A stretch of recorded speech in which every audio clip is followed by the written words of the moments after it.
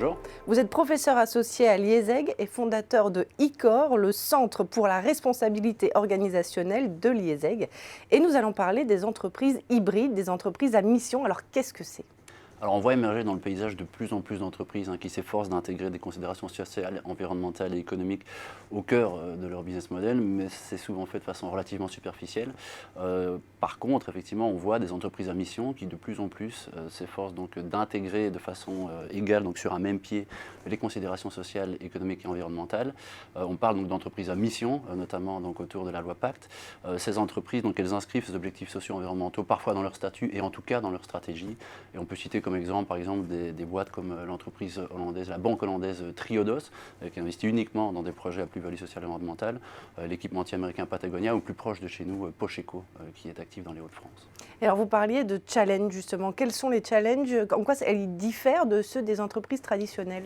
La combinaison donc, des logiques économiques et financières et sociales et environnementales crée certaines tensions. Et ce qu'on voit, c'est que ces tensions peuvent être catégorisées en 4 types.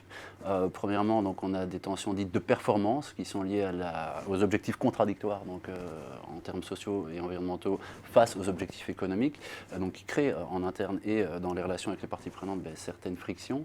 Deuxièmement, des tensions dites d'appartenance, qui sont des tensions liées à l'identité des individus dans et autour de l'organisation, qui sont des questions telles que qui sommes-nous, que faisons-nous, donc qui sont liées aux différentes missions de l'organisation, en tout cas à l'ambition élargie de l'entreprise dite hybride. Troisièmement, donc des tensions dites d'apprentissage qui sont liées, qui sont entraînées par différents horizons temporels qui engendrent donc des prescriptions stratégiques parfois contradictoires, comme par exemple la mesure dans laquelle la mission sociale peut être mise à mal par la croissance de l'entreprise, ou inversement, la croissance de l'entreprise qui parfois va être contrainte par la mission sociale et environnementale de l'organisation.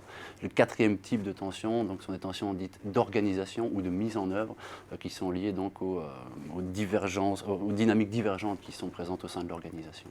Donc le challenge, ça va être de gérer ces 4 types de tensions. Alors justement, c'est la question, comment est-ce que ces entreprises font pour gérer ces tensions ? Donc, dans nos travaux, avec un grand nombre d'entreprises européennes ces dernières années, on a identifié que donc, certains types de pratiques individuelles et collectives permettaient d'atténuer ou de résoudre dans une certaine mesure ces tensions. Ça passe d'abord par 4 capacités organisationnelles spécifiques. Donc la capacité à identifier des opportunités à la croisée des chemins pour ces entreprises hybrides, la capacité de saisir ces opportunités, la capacité de transformer l'entreprise pour atteindre les objectifs liés à ces opportunités et quatrièmement, donc de façon plus spécifique, donc la capacité qu'a l'entreprise hybride de créer du lien fort au sein de son écosystème. Et donc ces 4 capacités sont sous-tendues par différents types de pratiques. Effectivement, on identifie pas mal dans nos travaux récents.